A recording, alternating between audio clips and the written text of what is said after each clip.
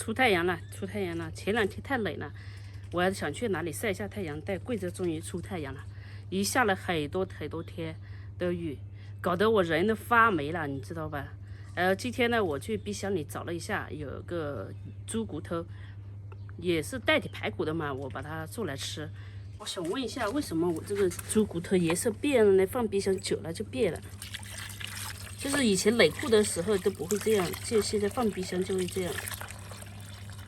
這種的話，咱們就紅燒黃燜吃，直接燉湯的話，就味道沒那麼好了。好，先切小塊一點，這個太大了。不過裡面還是好的，就是外面一層啊，它就是變色了。這是黑毛豬的啊，它是顏色是紅，比較紅，然後有花紋的，有雪花的。好，我們把這個拿到這裡來洗一下，就是拿那個麵粉啊搓一下，它這樣的話它吃起來口感更好。還有點小，剛才想着這個肉少哦，沒想到還不少。給它這樣揉，再過個10分鐘再洗乾淨。時間到，把它洗一下。洗了這些麵粉，這是有2個作用，直接燒；還有一個作用就是洗掉血水，還有一個作用就是軟化這個肉。開始炒，哎呦，菜油，好，可以。這是生的菜籽油，我們要把它燒熱、燒熟。下進去了，薑蒜、排骨，炒一下，讓肉变緊緻一點，不要那麼鬆散。好，炒成這樣啊，味道也香了，我們就加點醬油，鮮醬油，再加點老醬油，2種醬油混合，一種是提鮮，一種是增色，要再炒一塊。把醬油炒一下，加點鹽，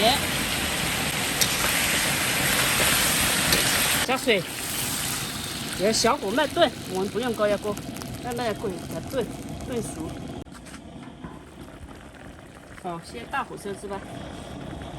也燉了很久了，這個不用高壓鍋啊，這個不用高壓鍋。哎呀，這吐骨頭了。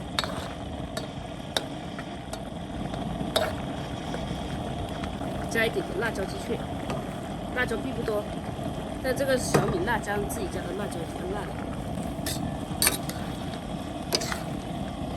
猛火收汁，叫大火叫猛火，又猛又火。好，这樣就行了。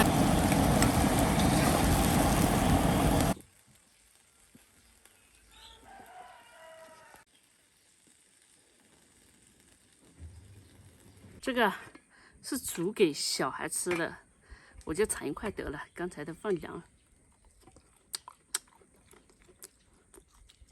好香。它這樣燉啊，不用高壓鍋，慢慢燉，它熱，不會散，而且不會膩。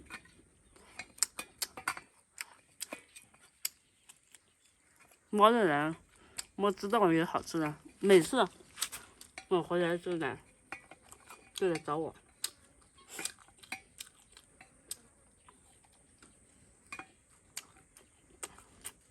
就刚才這個啊，我小侄女就有1歲多小侄女，吃了5塊。男人他你這麼喜歡吃的肉，說我要少吃一點，留給他們吃。